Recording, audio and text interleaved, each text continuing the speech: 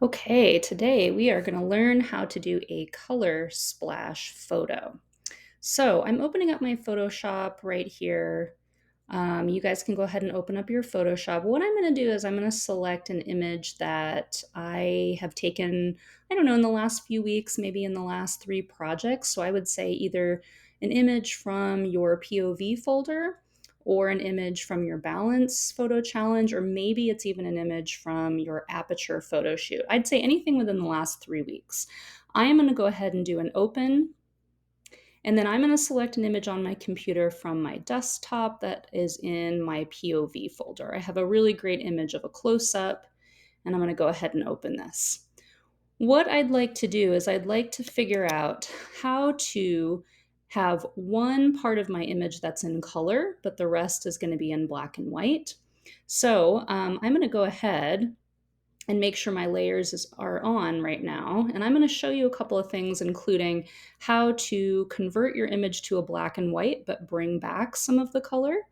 And then also kind of to show you why it's important to have many different layers when you're working with an image. So right now I have a background layer. Below your layers, you're going to see some tools down below here. What you want to do is you're going to go to this little circle that looks like a half dark, half light circle. This is called an adjustment layer. Go ahead and click on it. And then you're going to go ahead and select black and white. What that does is it's going to turn your entire image to a black and white, but it's also going to provide you with some options on how to increase or decrease certain colors that exist within your original image. So if I turn my reds down a little bit, that's going to make things a little darker.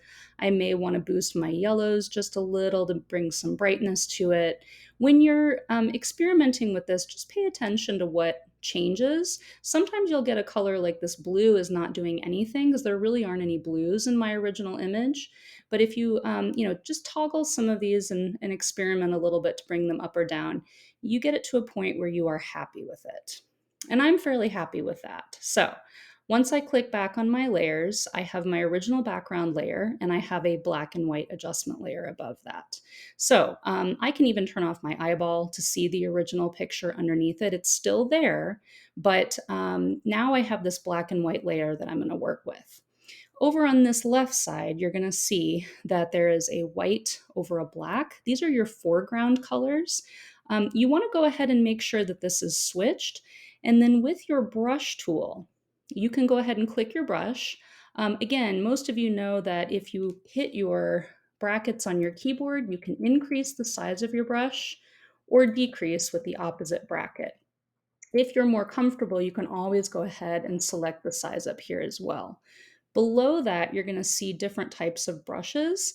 For this activity, I'm going to use a hard round brush.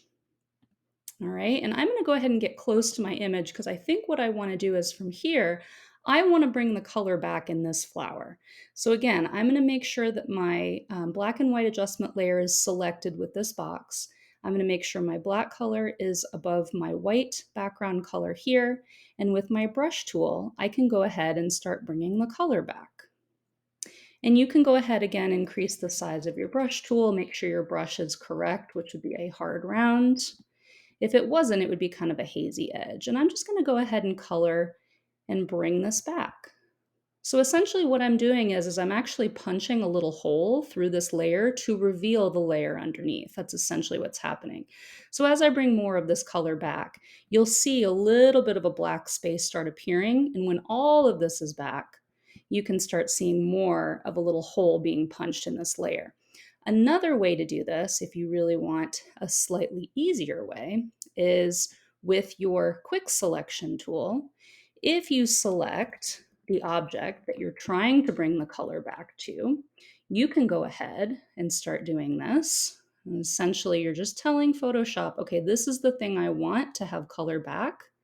And once it's selected, and I can definitely hold my Option key to kind of bring this back, we're learning how to use the quick selection and creating a color splash in an image. So I have my flower selected here, or my object of my choice. Again, this is totally up to you. And I'm just playing around with my quick selection so Photoshop can get this right. Now this looks pretty good. I can select this and go back to my brush tool, and I can make the brush tool as large as I want And now watch what happens. When I color this back, it's only going to bring back the color where my quick selection did, where it was selected.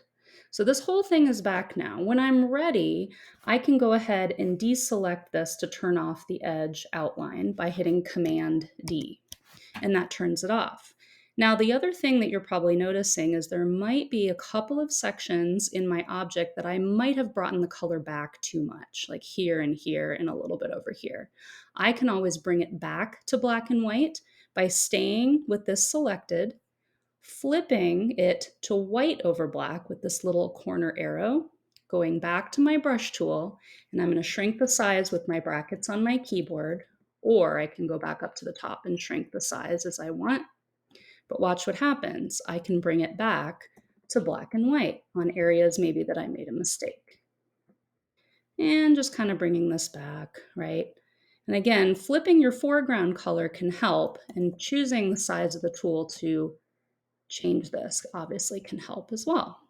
So once I get this done, I'm almost there, pretty happy with it. I am all set with my color splash. So now I'll back up. Oh, I see one other section that I'm not going to be happy with until I fix that.